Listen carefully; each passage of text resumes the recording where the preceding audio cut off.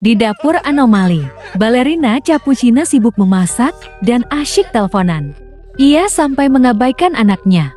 Ia begitu larut, sampai tak sadar anak kecilnya masuk ke dalam oven, tempat ayam dipanggang. Suaminya pulang, ia bertanya, "Sayang, di mana anak kita?" Mereka mencari ke setiap sudut rumah.